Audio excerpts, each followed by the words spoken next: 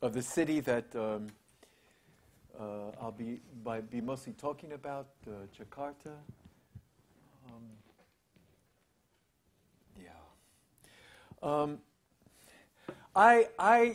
I work within a kind of radical African-American critical tradition. And in a way, what I attempt to do is to apply that critical tradition to cities that are not in America. But I'm very much been influenced by a long history of experimentation that Black Americans have engaged in cities of the U.S., even though I pretty much know nothing about cities in the U.S., even though I am from the U.S., and I've hardly ever lived in the U.S. But in some sense, my language and my point of view is very much that of Black American experimentation. So when I talk about experimentation, it's from that kind of point of view, even though I apply it to cities far from the U.S. Just as a word of introduction. Imagine the situation where all of the devices you possibly use to tell you where you are and what you can reasonably expect from being located where you are simply lie to you. Imagine the situation where the built environment of your surroundings is so depleted, so lacking in diverse points of reference and anchorage, that all you experience is a seemingly aimless mobility of bodies who may look like you, but where you have few precise ideas about where they came from.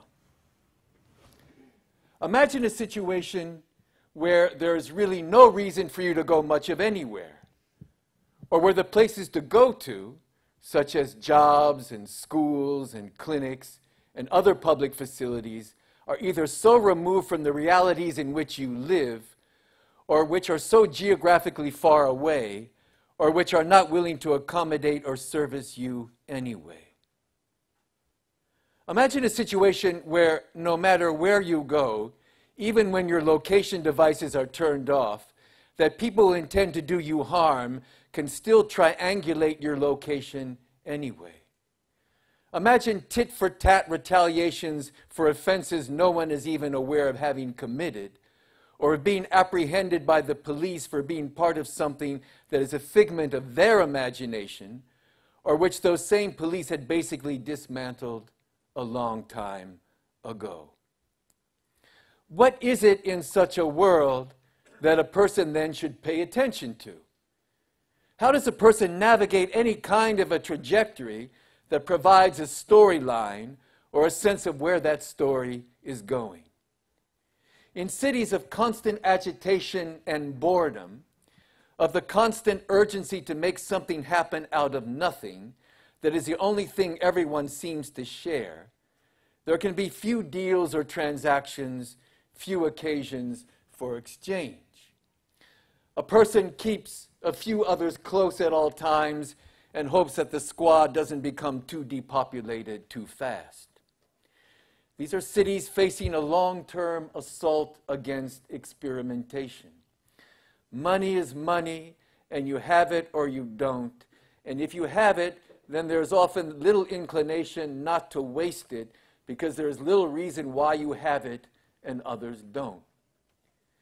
At almost every level, there are no footholds for experimentation. There may be plenty of talent and determination, but most of the admiration for it ends up being inevitably linked to the fact that the person comes from a place that is nowhere and remains nowhere. The most you can do is simply turn up.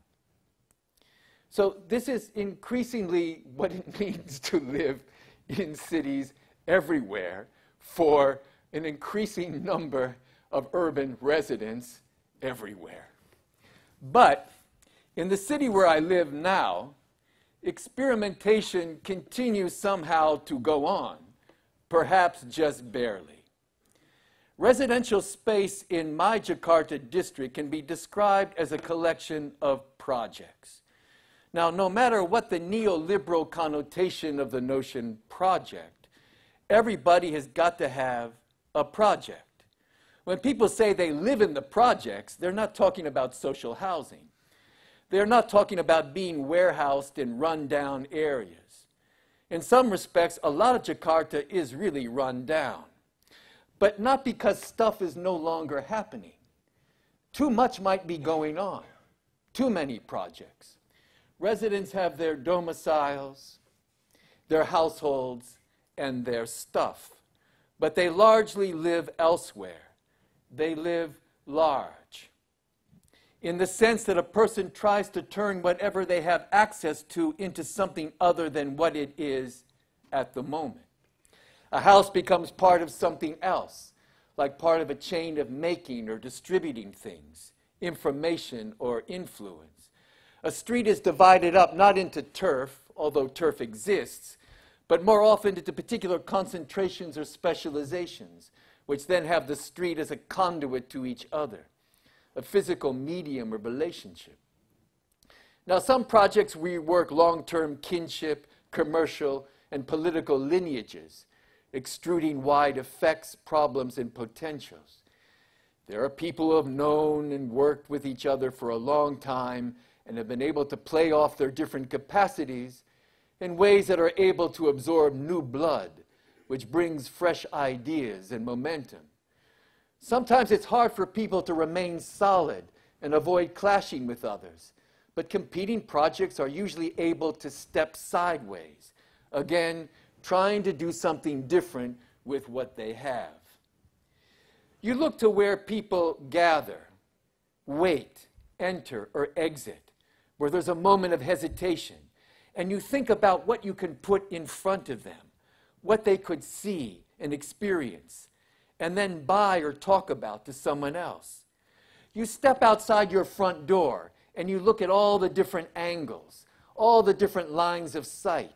You see how one thing leads to another, and how different ways where you are standing are connected to the larger surrounding, and how you can minimize the distance between you and all that could be gathered up by something you could do with others that you already know. Some kind of coordinated operation. Because if you look inside people's houses, you realize just how much stuff inside the house has been locally sourced by such operations. How many things have been fixed or invented?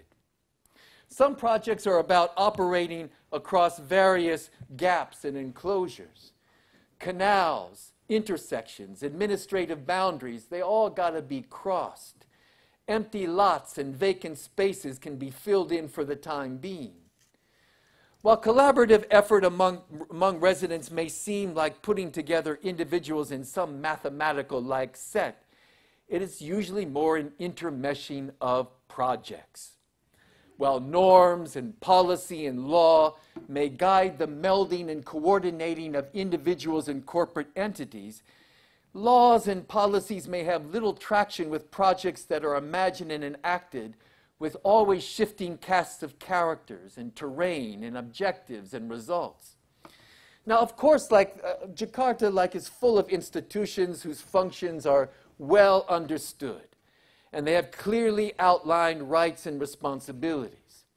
But how do you regulate a project that entails stringing together a bunch of cheap eating places on the slim verge between property fronts and the street for taxi drivers who take breaks along a small public park and operate as expansion businesses for those who are losing customers from their cafes in a nearby social housing project to a rash of fast food chains around the corner? How do you link these projects to a thrice weekly night market that a local Islamic school rents out to a group of itinerant preachers to sell cheap goods to young kids not old enough to take their motorcycles to the nearest shopping malls? What holds projects together? Part of the holding entails spatial impressions, as if particular pressings of space create inclines, which people move and projects move toward or away from each other. In quite literal ways, any two steps you take in Jakarta will seldom be the same.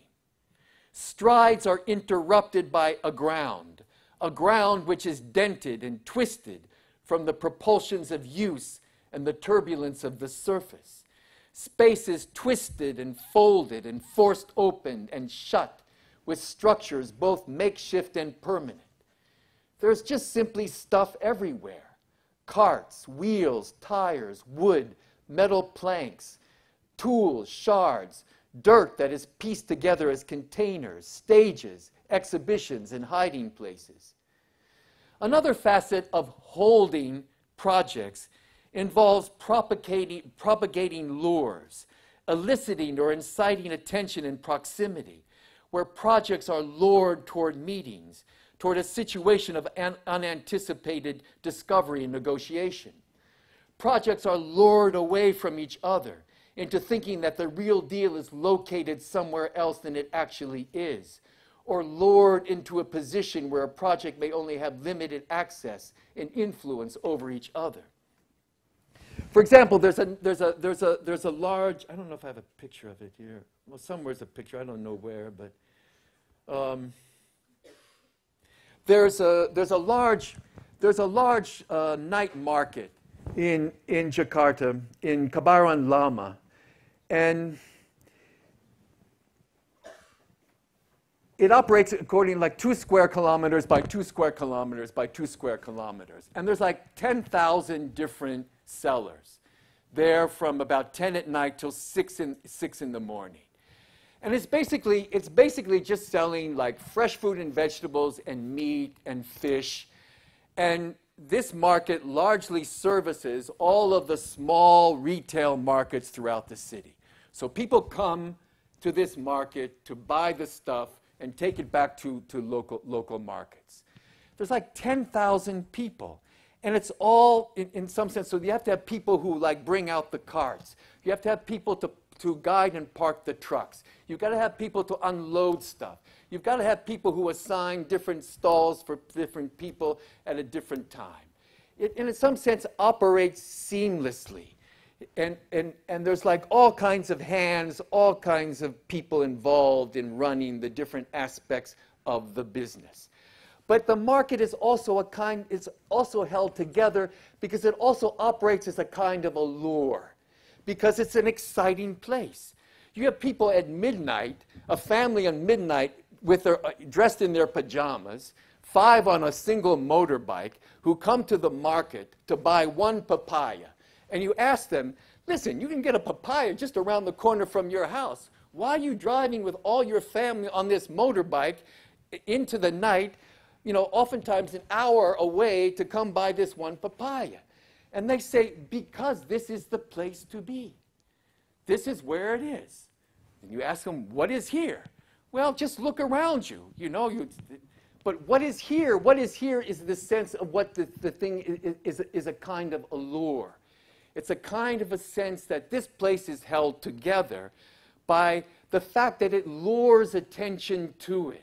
It lures a sense of people's passion and feelings. It lures the sense that somehow this is a vital place, regardless of what it does. In some ways, that keeps it going. I mean, you can break it down economically. You can say, look, the ability to live in Jakarta means that you live on a very slim margin. That if the prices go up like this in transportation or food or rent, you're screwed, basically, given the amount of money you got access to. So everyone living on a very thin margin. So however you can keep things affordable, you keep things affordable. So this market is a big kind of project. It's a kind of project that no one knows really how it operates. No one knows exactly how many people are involved in it. No one knows exactly where the power is. The municipality wants to take it over. It says, oh, this is a big machine. We want this. We want to be able to. But in some ways, it can't do it because in some ways, this market exists as something larger than what anyone can actually see. That's what I mean by this sense of allure. That in some ways, projects are held by the fact that they lure people's attention to or from each other. It's a matter of gesture rather than discourse, a matter of performance that exudes a kind of magic or mystery to be uncovered. In this way, projects are always on the run.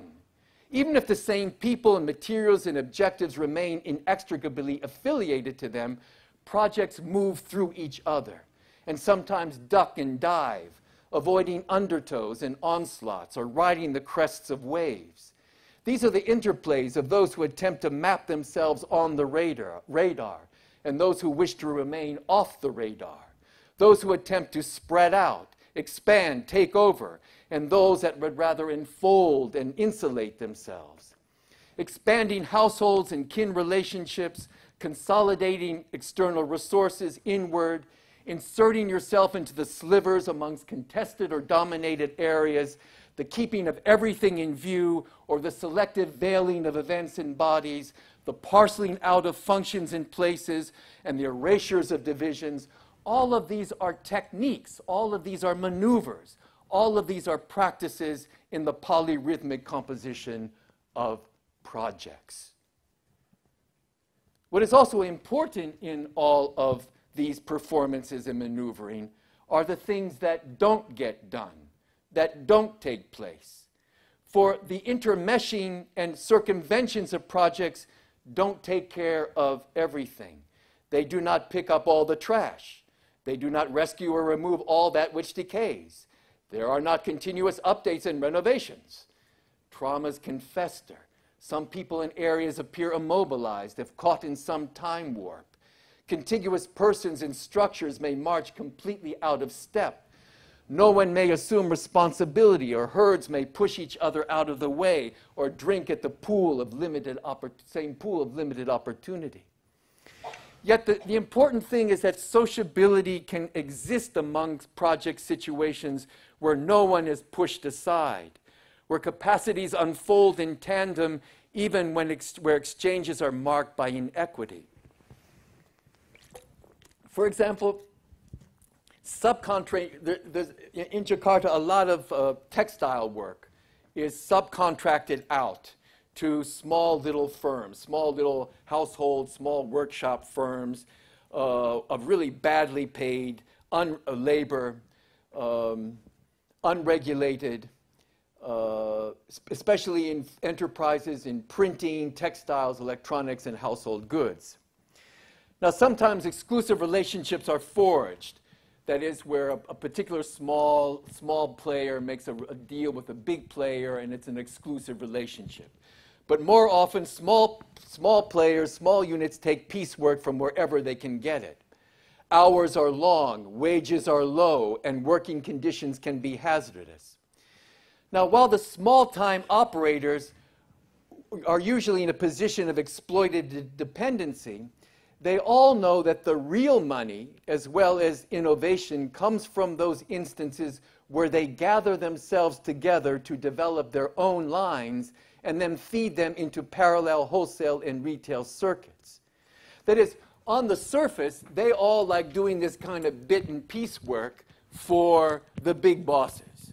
But on the side, what they do is they find ways to align with each other, affiliate with each other, develop their own product lines, and then find ways to get them into the market by themselves, which they do on their own. And in some sense, that's where the real money and opportunity is. But you see, they have to do it that way under the radar, because if they made it too public, the big guys are going to, and usually guys, the big guys are going to come and basically squash them. So it's always this kind of cat and mouse game about what it is that you can do. So such projects have to take place under the radar, since the bigger enterprises are well connected to dominate the official circuits of marketing and exchange. Still, these projects that ebb and flow through shifting assemblages of the small can turn out goods and services of cheaper prices and equivalent quality. Everyone seems to know the game of projects is taking place, and it continues as long as it doesn't draw too much attention to itself. Now, the thing is that I don't want to suggest by this that then the game that we have to play as urban researchers is now just a matter of digging down into in the ground and we're going to find gold. That if we just dig long enough, we're going to find an urban population of incredible resilience and resourcefulness, and we just need to dig deeper to find it. I ain't saying that at all. This is not a matter of looking closer in order to discover the kernel of real truth and real salvation. Keep in mind what Joseph Conrad said about the closer that we look at things, the less pretty they are. In fact, a closer examination of these projects of central city life reveal messy, unwieldy, and often violent natures that push and pull people and materials in all kinds of directions, throwing them off balance, and thus into a lifetime of half-baked compensations. When I step out of my house in Jakarta on a small lane and turn the corner into a busy street, oh, I don't have the busy street, sorry, but I step into the midst of a seemingly interminable argument between two storekeepers over whose responsibility it is to make sure that the trash container doesn't overflow. I step into two young men who voluntarily sweep the streets for several hours every morning in order to strike up quick conversations with people waiting for transportation to go to work. I step into the beginnings and endings of furtive couplings in the cheap-by-the-hour hotels. I step into the same convocation of customers at the small eating places where they compare notes and plot both sensible and outrageous conspiracies to elevate their incomes. I step into the lining up of devotees in front of the shabby office of a major local politician who moonlights as a spiritual advisor. I step into the constant loading and unloading of trucks that in the frenzy always deliver goods to the wrong destinations. I step into the constant milling about of people of all ages, seeming to wait for real responsibilities, but nevertheless feed the street with eyes and rumors.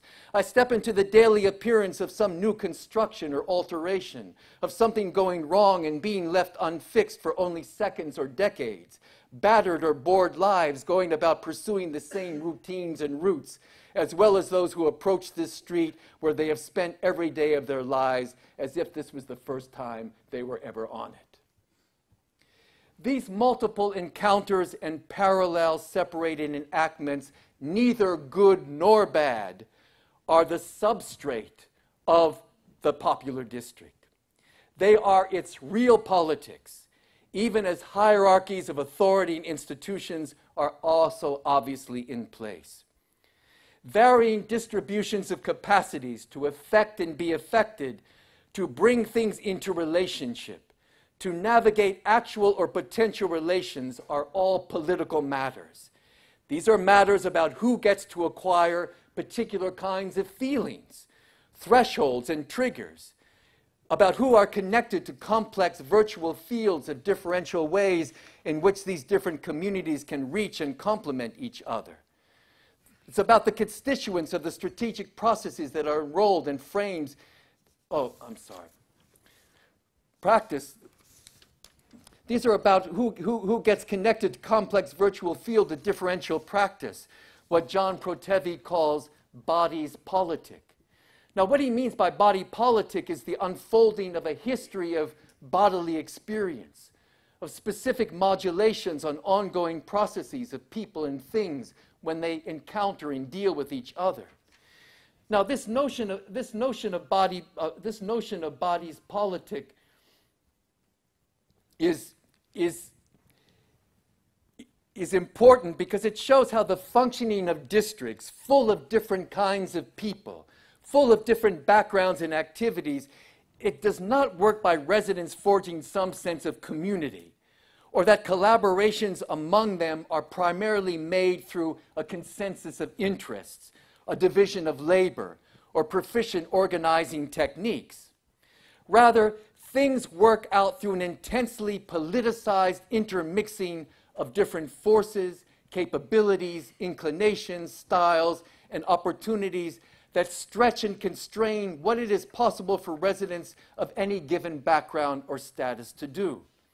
That no matter what formal structures, stories, powers, or institutions come to bear, or what takes place, no matter how they leave their mark, that there is still a constant process of encountering, pushing and pulling, wheeling and dealing, caring for and undermining that tends to keep most everyone in play, able to maneuver and to pursue. Now, of course, this comes with a lot of provisos.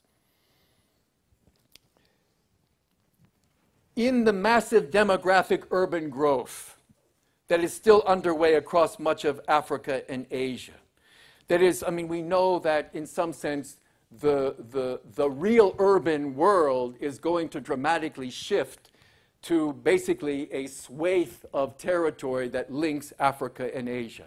This will be the new epicenter of the urban world. Most of the urbanization is going to take place within this kind of band. And it's a kind of demographic growth around which most actors, most places are very ill prepared. So in this massive demographic growth, as well as in the wholesale gentrification of cities in these regions and elsewhere, there is little denying that a continuous and incremental recasting of the urban landscape and livelihoods is taking place. And this recasting takes place through a lot of different kinds of practices, from saving and borrowing, stealing, sharing, manipulating, pooling, threatening, luring, building, repairing, and pretending. All these practices fold in various histories, resources, and connections. They work largely by generating evidence for their own facticity, that is, the fact that they exist, even if the city's preeminent institutions and discourses of making things count largely, making things count largely ignore them.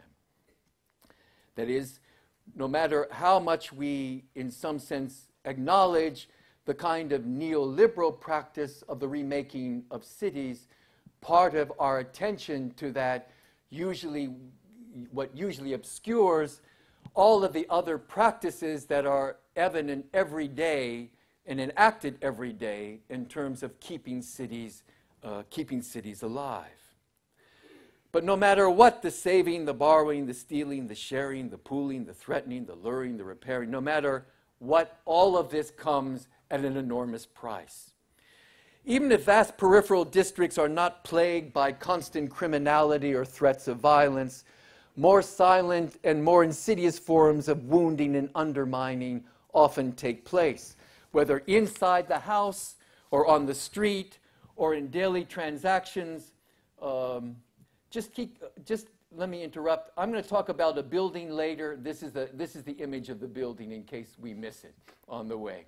Okay. Experiences of schooling, religious worship, civic association, and public deliberation may now be increasingly stupefyingly boring and badly managed. There will usually not be enough jobs to go around, adding burdens to already stretched incomes. This is a big picture of both dynamism, resourcefulness, indolence, and waste.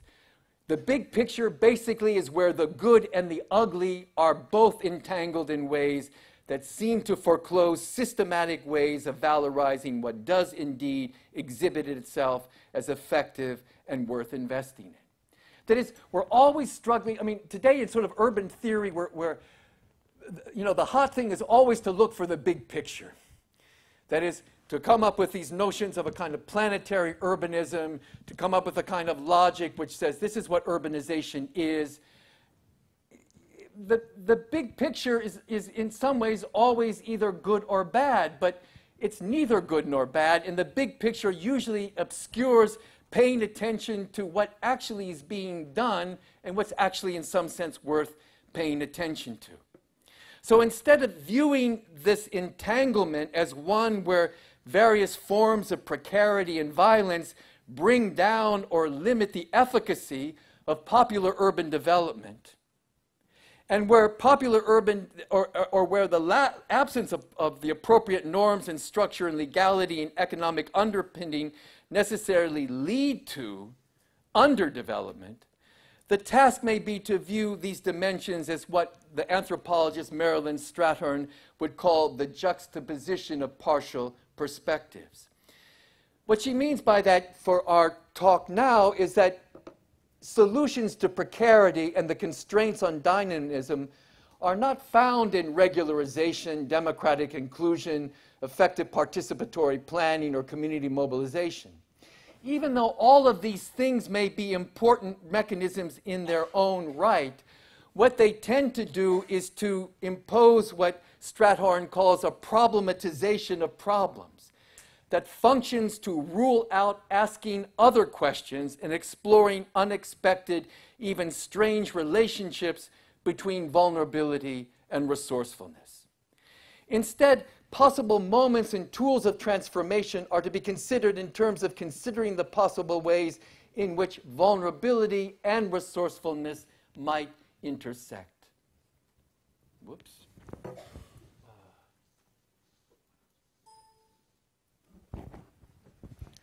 For example, cascading rumors about the dangers particular districts may pose can complement or operate at cross purposes to the actual multiplication of dangers within them.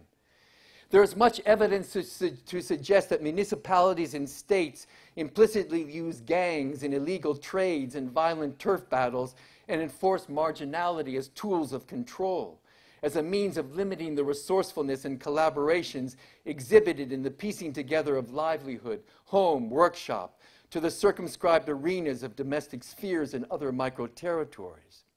So can the normativity of violence inherent in the various dangers of the street, can it be converted into something else?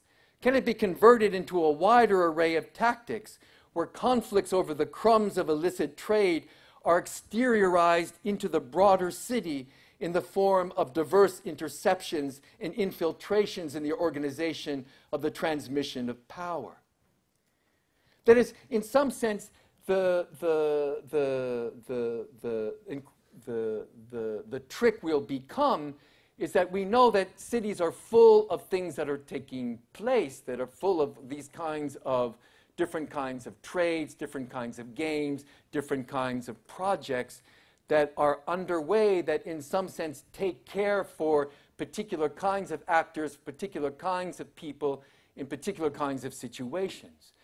That is, to what extent can these be used as a kind of platform to begin to infiltrate, to find ways into different kinds of municipal power structures, whether it be municipal governments or other games that are going on.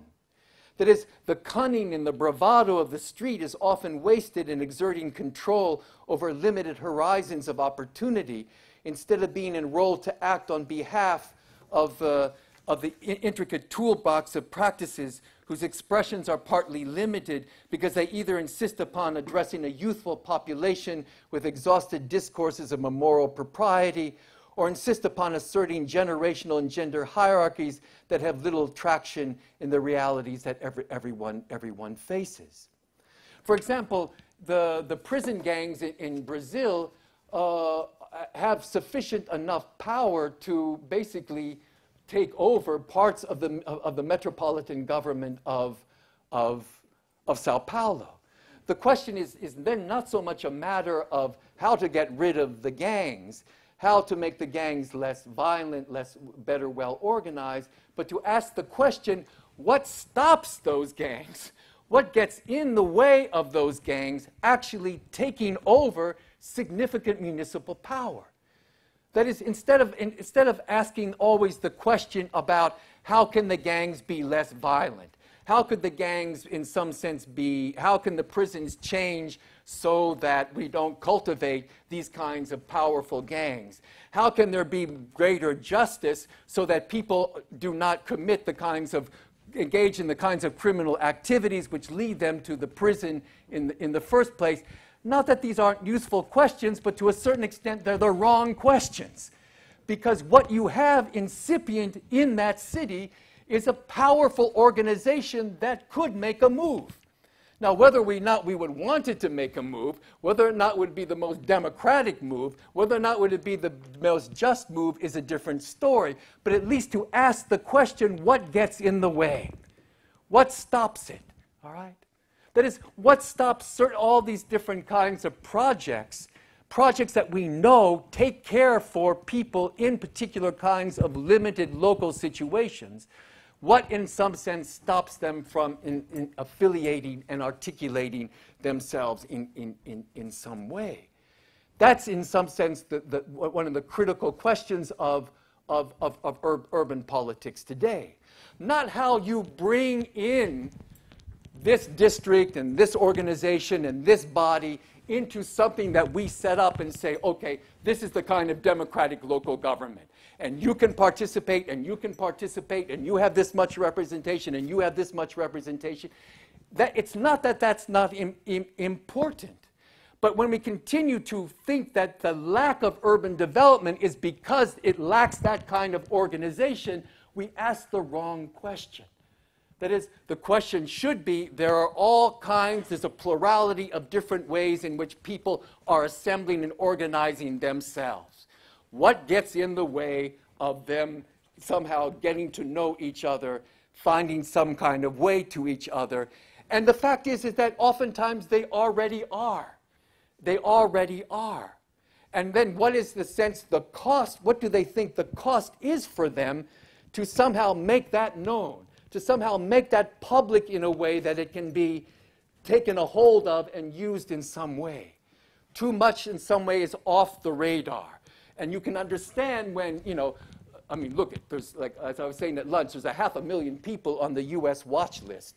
I mean, the ability to scrutinize, the ability to survey, the ability to know is a dangerous one. So no wonder a lot of people are off the radar. No matter, a lot of people want to not become very visible in what it is that they're doing, because in terms of becoming visible, they feel they're going to lose that kind of resource that they have.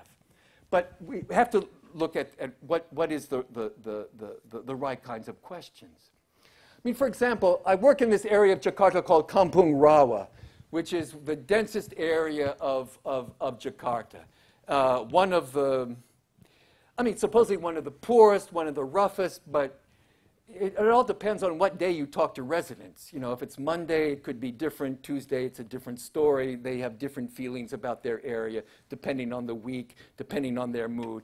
But there's a kind of practice in this area where young people in this area, they go through the city and they show up at all different kinds of gatherings, all different kinds of meetings. They may not have the faintest clue as to what the meeting is about, what's going on. They may just, I mean, because, they pick up on Twitter accounts, they pick up on stuff that's going on social media, and then they gather themselves together, they get on their motorbikes, and then they go to this kind of gathering and meeting. And even when they're kept from the front door, they insist upon going in. Even if they don't understand a word that is saying, they make sure that at least one of them stands up and says something. It may be inappropriate as hell. It may have nothing to do with the agenda, but they, in some sense, let themselves, they make themselves present. They make themselves, so they make their presence felt. If not by asking questions or making comments, but in the sheer appearance of numbers. They don't appear to pay too much attention to appearing out of place, even if restlessness and the boredom of some proceedings results in early exits.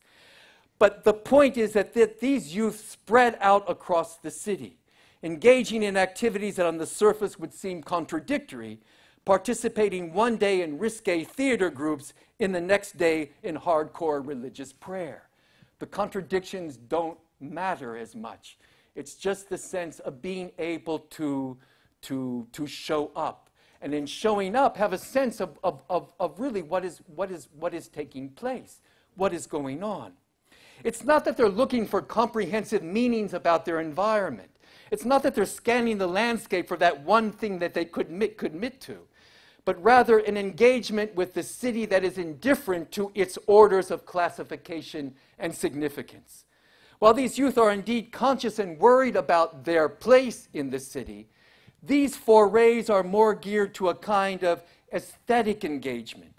In other words, reading the things of the city as what they might be if they no longer had to have the connection to particular strivings, uses, or meanings. That is, in some sense, they know that most of the city is organized to exclude them. They know that in some sense, most of the city is organized to make it appear as if they don't belong. So they want to have some kind of connection to the city as if those kinds of meanings are no longer operative. What would it be like? What would it be as if that kind of sense wasn't in place? So they do not open these youth up onto a larger world as they are worlds in themselves. And the engagements become a practice of construction. It becomes the making of a building that never ends. The making of a building for them that never ends. It is a game of continuous addition and subtraction, twisting and turning, without the need to reconcile, synthesize, or project a probable future. It's not that they're going somewhere specific. It's not that they have a particular kind of agenda in mind. All right? It is a kind of openness to the possibility that many different agendas could be possible. And they want to be, in some sense, prepared and open for that. In fact, in one district of Jakarta, Tanah Serial, a group of residents are involved in the actual process of constructing a real building that never seems to end. Residents along two parallel roads and the winding pathways that crisscross in the spaces behind them have been putting up a building for the past several years. It's the one that I showed you before. Almost the length of a football field, and now 5 stories high, it is a rudimentary construction, slowly being assembled by mostly voluntary labor as the contributions come in. Some contributions are financial, but most are in kind. Materials, labor, and political connections to keep the project going. It is a project that would inevitably violate some codes, although residents are really serious about it being viably occupied. I mean, they're not just doing it for the hell of it, they really want to see it be regularized in some way. The building has walls, interior floors, and the surface encasement is almost finished. But it remains to be seen what it will be used for. Individual residents have no shortage of ideas for possible uses, and everyone agrees that it should not be a rooming house to accommodate workers, as residents already have turned part of their own homes into this function. Everyone agrees that the building should not be divided into individual apartments assigned to each of the residents that have participated in the project.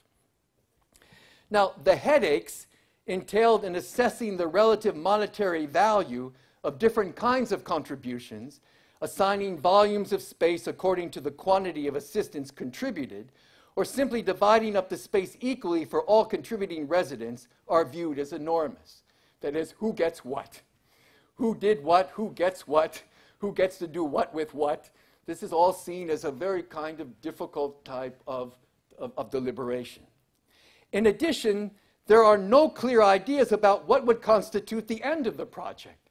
That is, they don't have a clear idea about when it's going to be finished, or what would it mean to finish? What would the finishing look like? What would the finishing point be? There have been discussions about different scales and temporalities of completion, about assigning specific uses now and getting them ready to be actualized and leaving other parts of the building more open-ended, whose use would be worked out later. There's also recognition that at some point soon construction will have to come to an end, given the onset of the structural vulnerabilities that ensue when structures aren't used. You know that if you don't occupy a building within a certain amount of time, structurally the building begins to fall apart. That is, there's a relationship with occupation and building that keeps that building alive. I mean, during the financial crisis in Bangkok, they had built the largest housing development project in Southeast Asia, and then it went bankrupt, and then it wasn't able to be occupied for 7 years, but because it wasn't occupied for 7 years, they had to tear it down, because structurally, without the occupation, the building was no longer inhabitable. So in some sense, they know that they need to occupy it with something soon. This conundrum brings out various displays of local power figures who all want to declare the defining moment. But each instance tends to reveal an impoverishment of imagination, which seems to act as an incentive for residents just to keep on building. That is, the solution to make the building come to the end seems to be to keep the building going. As the construction process usually proceeds at a snail's pace anyway, the act of continuance does not hurry any irreversible horizon. Discussions remain open as the building operates more as an occasion for an insistent exploration of options and next moves, most of which never materialize, but find a way to the table. In this way, the building is a technical operation that connects residents to a series of ongoing potentialities. Its actualization may mean that residents have to now narrow their range of options. But actualization does appear imminent, but it then will raise another set of conundrums and possibilities, and likely the residents will have to start a new building somewhere else. But at the heart of the viability of life in the Jakarta districts that I talk about is the sense that the world residents have made or inherited can be left right where they left it. In other words, even though different forms of exodus have taken place as residents move up the social class ladder or get priced out of areas no longer affordable, residents have also sought to effect a kind of nomadism in place, using the resources and the terrain they have available to them to realize a kind of mobility that enables them to circulate through different intersections of material and immaterial forces. That is, residents may actually go nowhere. They may physically actually go nowhere. But in their efforts to do something, they try to make sure that they have many different everywheres to circulate through, even though their body may stay in the same place. And this is an important kind of sense of mobility. Okay, yeah, many people need to get out from where they are. Many people, you know, in the world's globalist obsession with becoming middle class and with consuming stuff, there is this kind of sense of mobility. If I don't move, if I don't get someplace, I'm going to be deselected from the possibility of becoming middle class. And then if I'm not middle class, I ain't nothing. So in some sense, this notion of creating through one's efforts, constantly changing worlds in place that one can move through, even when you don't have the resources or inclination or ability to move up the class ladder or away from the place in which you are, is an important notion of mobility. And then to close, I just want to say that, okay, Foucault has diagrammed the exposures and folds, the stretches and pulls that produce resonance and coordination among the efforts and transactions of different actors. Amidst the jumbles of interstices and enclosures and openings that ensue from the interaction of materials and metabolisms, power is mobilized through efforts to posit architectures of possibilities. That is, to posit specific lines of association and distancing, gathering up things as mutually implicated and affected, while separating off other possibilities and matters viewed as disallowed and irrelevant. We always have to remember that the density of the city was not just the density of human bodies, but the multiplicity of possible associations among bodies and various materials. I mean, just think of all the stuff that's in the place in which you live. Even here. I mean, even in well-regulated Dutchland. I mean, think of even in something where everything seems to be sorted and ordered, and spaced out in an efficient and rational and effective way. Just think of all the stuff that is where you are.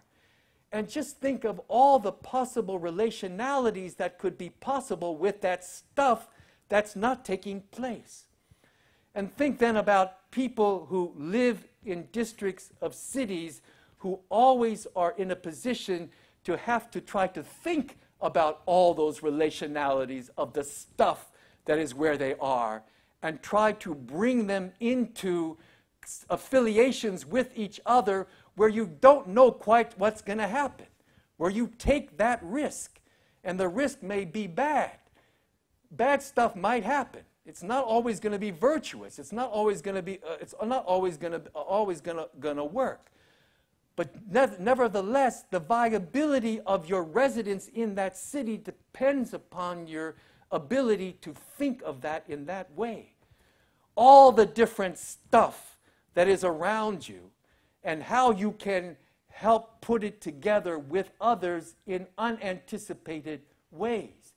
Because those unanticipated ways, when you break it down and you look at it, create jobs, create income, create some kind of a future.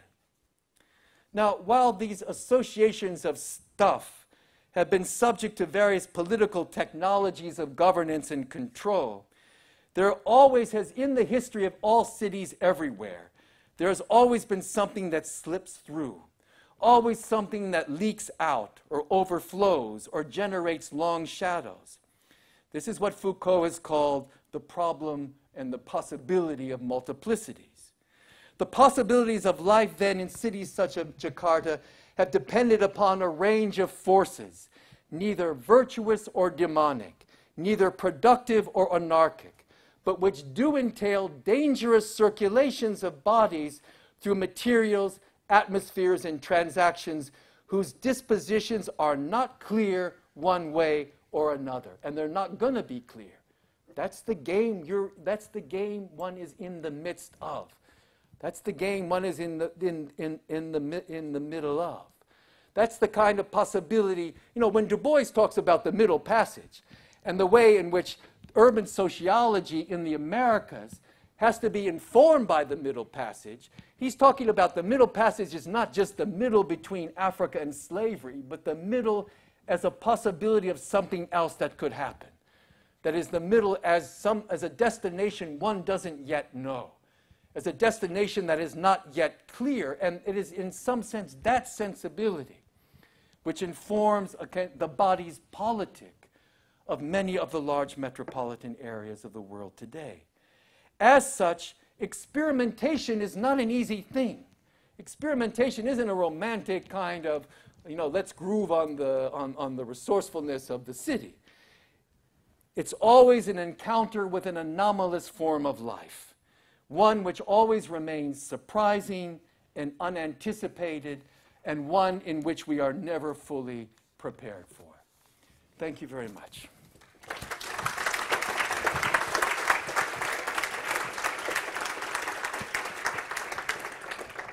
Thank you very much. I think this is a perfect start of this year. We also have a lot of stuff in here, and now we're going to make something out of it. Maybe one or two questions before we shift over to the next room to get some drinks. Or is this too much stuff? Well, I wonder, what's your opinion about the building you were talking about? I think it's quite interesting. They don't have a purpose yet, but is there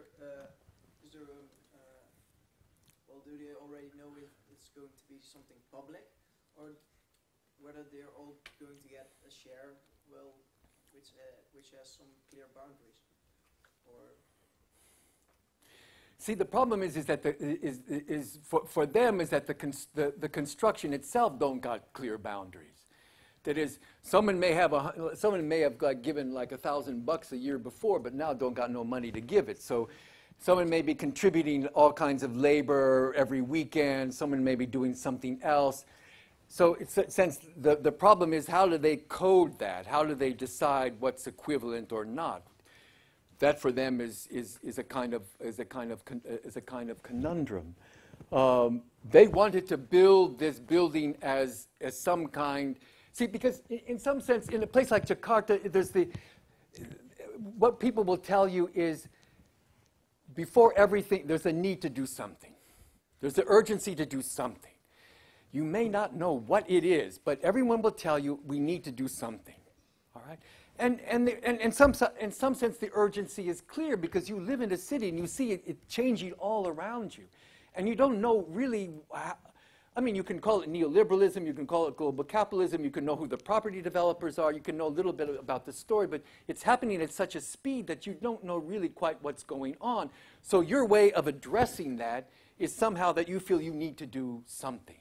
You need to somehow change the situation that you're living in somehow. So in some sense, this building is a product of that kind of urgency. Now, I'm sure they think that in some ways that by going up 5 stories and by taking over this kind of plot of land that they have an asset, and that asset can be converted into something if need be, or that asset constitutes a kind of hedge on the way in which people are being removed or evicted or priced out, or, I mean, so in some sense there is some sense of that. But in a way, they don't know quite what to do with it yet, because the way in which they have built it is such that it entailed all kinds of different kinds of contributions, which they don't know how to make the final chapter for. I mean, I'm sure they will. I mean, I'm using it more as a kind of metaphor here for a certain kind of sensibility. I'm sure that they will. But I think that they also are waiting to see, because they also know that there are a lot of different kind of experiments taking place with buildings that are being self-constructed around the neighborhood and the city. So it's sort of like also a wait-and-see kind of thing. Like, for example, some people have said, okay, like, give me your plot of land, give me your plot of land, give me your plot, give me, we'll combine it, okay? We'll make one kind of building, all right? Then we'll make it big, we'll occupy one floor, we'll rent out the other floor, we'll share the profits. But you see, maybe you, all 4 of you, your households depended upon being on the ground floor because you had some kind of business going. Now you're on the 4th floor, so it sort of makes it a little weird to do what you needed to do because you needed to be on the street somehow. So sometimes these new projects don't quite work, or so in some ways also they, in this Tanah Serial situation, also want to kind of wait and see a little bit what's going on around them before they decide definitively what it is that they're going to use it for. So they do have some, they contribute to expanding the city and expanding their life to improve it. So they, well, they get some satisfaction out of that in the first case. But don't you think they might get demotivated or depressed afterwards when the outcome is not what they expected? Because probably everyone has some expectation. Yeah, I mean, it's possible, but I think for them, it's rather the sense of, I mean, they have to work out the practicalities, okay? And in some sense, that it's not just working out the practicalities, but it's a sensibility that what you're doing may not have any clear end. Because what are your choices, okay? If you're a sort of upper poor working class family within the urban core, and property values are skyrocketing, and you having a hard time keeping up with paying stuff, or you're being offered a whole lot of money to move and go to the periphery, but you know that at the periphery you may lose a lot. You're losing your networks, you're losing certain opportunities. A lot of people will go. So in some sense, they're motivated by trying to do something to enhance their security in the urban core, to hold on. And they know that you can't hold on by just not doing stuff. You need to do stuff in order to hold on.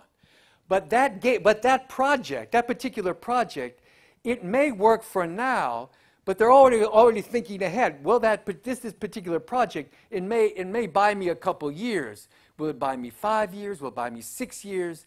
So in some sense, it also embodies a sense that this is a kind of experimentation and project that has no kind of end. If you're going to hold on in the urban core, if you're going to be able to continue to have that kind of emplacement in that part of the city, you're going to have to need to do things continuously. There's not going to be a kind of clear, definitive solution that's going to cover your ass for, the next decade necessarily. That's the sense of not emergency, as it is always a sense of a kind of urgency. A kind of sense when you see the city changing so fast, you may act back, and you may do something that's all right for now. But for now, what's it going to be like when your kids are grown? Are they going to be able to? Are you going to be able to give them that thing? Are they going to be able to? It's not so clear. Yeah. Thank you for this question, because I think this is something which puzzles us all. If we look into the complexity of reality as you describe it, okay, what are we up to? What are our objectives? When can we be satisfied? When can't we be satisfied? I suggest we move over to the next room. There was another. Oh, sorry. Yes. I also have a question regarding the theme of the Von Humboldt lectures. The theme of the Von Humboldt lectures was spatial justice, but I'm having some trouble understanding the ethical issues at hand with the lifestyle these people experience in Jakarta and Johannesburg. It's a little lost on me. Could you elaborate on the ethical issues that are involved? It's sort of what I was trying to say before. That is, because usually our kind of conventional way of trying to accord justice, to deliver justice, to ensure that the city is more just, okay, relies upon certain kinds of evidences. Okay, one of the evidences would be, well, if there was greater economic equity. But there ain't no redistribution project on the horizon anytime soon. That's just not happening. So in some ways, that's compensated for by a kind of obsession with creating particular kinds of political and governance mechanisms which enable people to feel as if they're included within the decision-making and planning process. Or to provide just compensation when you evict someone or you want to seize land either for purposes of infrastructure development or other kinds of commercial development, that someone gets justly compensated for the amount of effort that they put into developing that area or the length of time they've been. So there are all these kinds of normative mechanisms by which we recognize justice or not. And all I'm trying to suggest is that while these are important kinds of practices, they seem to me to miss what is another essential aspect, is to what extent we recognize the actual practices and efforts that residents have made in constructing urban spaces, urban economies, urban life, which in some ways doesn't get recognized. Those contributions don't get recognized because in some ways they don't adhere to the particular kinds of, they don't count.